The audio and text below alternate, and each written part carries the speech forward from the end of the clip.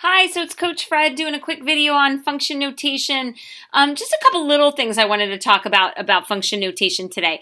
I want to talk about how we can use function notation to write coordinate points. So using function notation as points, okay? So function notation is just another name, like f of x is just another name for y. So f of x equals y. So f of x is the same as y. Remember, I love that equals means is the same as y.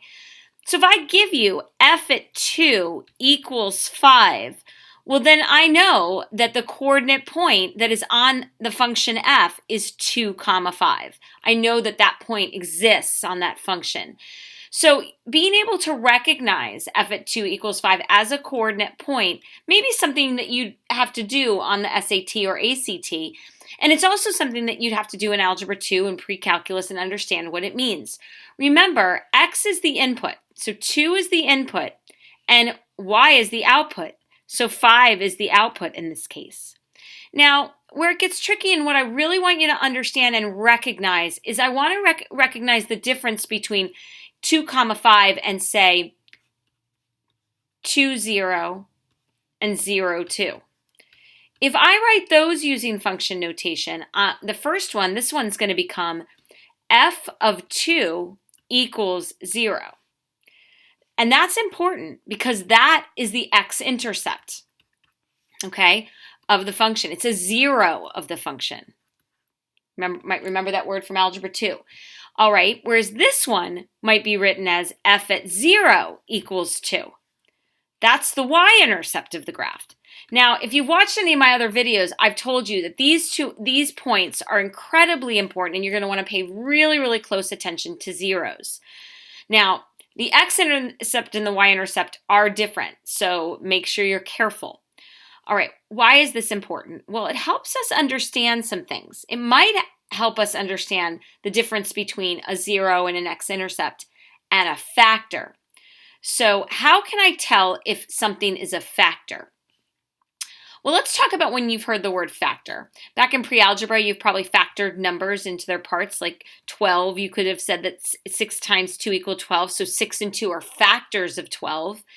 And then when it got a little bit later, you might have had to solve a quadratic equation like this by factoring, okay? Now, if I asked you to solve this by factoring, you'd break it up into 2 binomials, and you'd factor it into x plus 5 and x minus 2. Then you'd use the zero product property to set each factor equal to 0. So x minus 2 equals 0. And you'll get x equals negative 5 and x equals 2. Okay, now we got to recognize, though, that that is the coordinate point negative 5, 0. And that is the point 2, 0. So if I give you f at negative 5 equals 0, then I know that x plus 5 is a factor.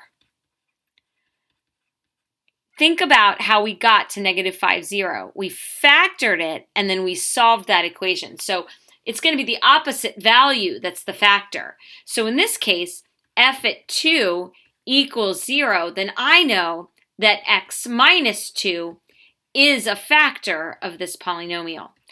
All right, where did you learn all this? You may have learned it in Algebra 2 when you learned about the factor theorem and the remainder theorem. So the factor theorem basically said that if you had f at 2 equaled 0, then if f at 2 equaled 0, then x minus 2 was a factor of the polynomial.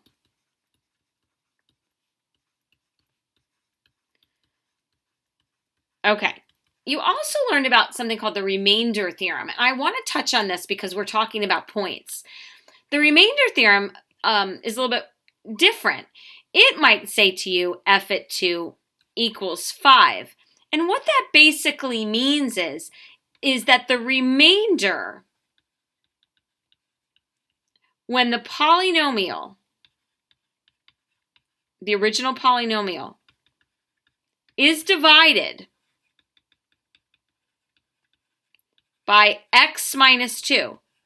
So the opposite, kind of that step before if I were factoring. When it's divided by x minus 2, we'll have a remainder of 5. And if I were to graph this, let's just pretend that this is our graph, okay? And it's something like, then I know that the point 2, 5 is on the graph, right? We already said that. And we also know that 5 is a remainder if I divide that polynomial by x minus 2. All right, that was a little bit tricky at the end there, but I just kind of wanted to talk about it for those of you that remember polynomials, because you never know when you might have to use that. So hopefully this was a little bit, introduced you to some things that you kind of just needed a refresh on. Have a great night, everyone. Bye.